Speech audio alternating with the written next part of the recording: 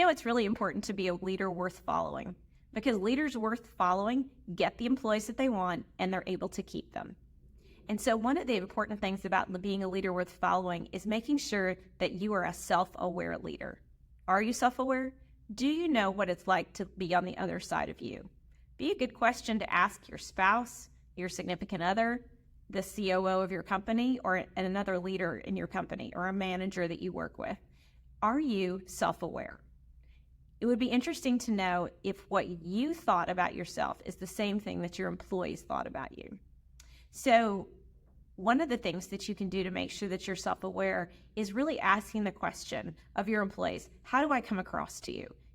Asking them to communicate with you about things that you could do differently, making sure that you understand the things that you're flawed in your personality. For example, let me give you an example of my personality. I'm an extrovert. And so one of the things that I do well is I do well speaking to people. I do well being in front of others. I don't get worried about being in front of a group of people and saying anything. But some of that is a detriment, because my natural tendency when I have a meeting is to walk in and speak loudest, speak first, and take it over. Well, that sounds good if you're speaking. It doesn't sound good if you're leading a meeting and you want the input of everybody around you. Let me give you an example. So let's say I have a new product idea or a new service idea for innovative outsourcing or thriving. Well, let's say I have a meeting for all of my staff members. Now remember, I've picked those staff members because they're better than I am at the things that they do. That's how we as leaders should be picking our people, right? So they're better at everything than what I do. So I have all these people around the table. If you add the numbers up of their salaries around that table per hour, that will make sure you have a great meeting.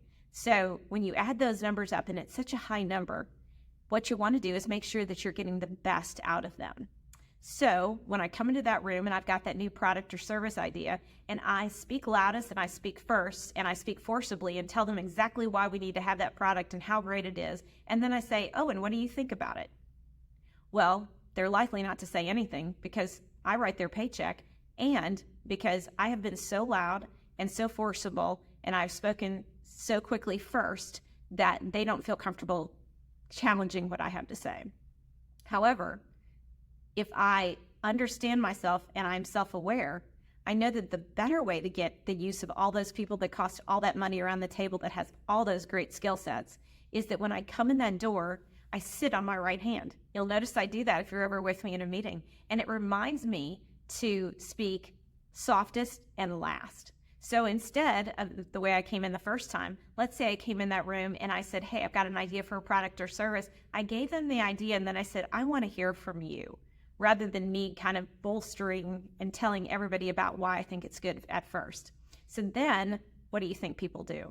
They communicate, because I haven't been so loud. I've been self-aware, and I've taken my extrovert tendency and I've kept that in check.